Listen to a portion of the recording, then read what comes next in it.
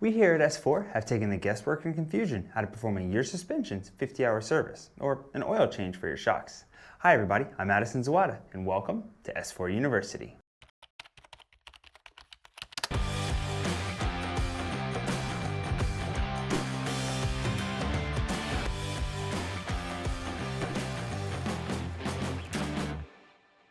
Prepping for and performing a suspension service can be a daunting task.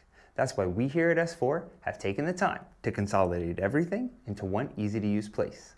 Welcome to the S4 50-hour DIY service kit for your Manitou shock, and today we're going to walk you through step-by-step on exactly how to use it. For our project today, your DIY service kit is going to include the seal kit, which you chose upon checkout, and then a tube of slick oleum grease. Let's take a look at the tools we'll need for this service. You'll need a shock pump, a filter wrench, also known as a strap wrench, a blunt pick or a plastic pick, valve core removal tool. As you see, we have a proprietary tool from Manitou. That's because their air can actually has wrench flats on it, and you can use a wrench to take it off. We realize not everybody at home is going to have that wrench, so we'll show you some walkarounds using a filter wrench, which is a little bit more common for your at home. You'll need some form of a suspension cleaner. We really like this stuff from Maxima. It's called Suspension Clean, and it's going to be safe on all of your surfaces. To aid in that cleaning, you'll need some form of a rag, and then of course, to help you out today, I'm going to recommend a vise. You can do this job without a vise, but it's going to take a lot longer, and it's going to be a lot more difficult. All right, let's get to it. Don't forget to utilize the same pan you did for your fork to keep your workspace nice and tidy. Before we dive into the close-up beauty shots, I want to talk about two things. This is a great opportunity to utilize your valve core removal tool.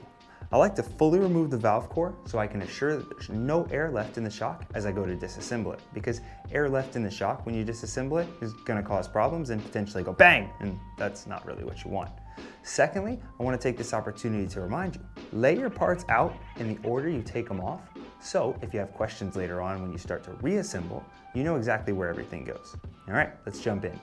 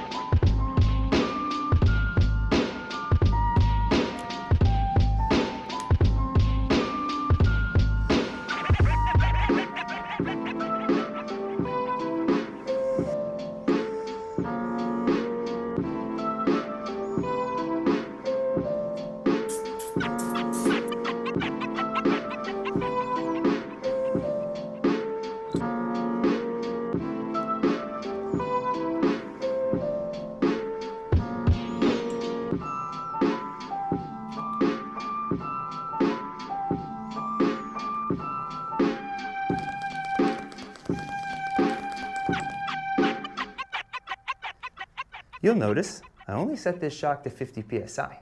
That's because, as with most shocks in the bike industry today, it has a negative chamber. And because of that, you need to equalize both the positive and the negative chamber as you raise the pressure inside. To do that, you either need a hand dyno or the bike itself. And today, unfortunately, I don't have either. So if you have more questions on that, check out our How to Set Your Sag video right here. And of course, you just did a fresh service on your shock, so it's time to reset your sag anyways. As for now, it's time for me to get back into the shop to continue to make your ride smoother. Et voila, you know how to do your now.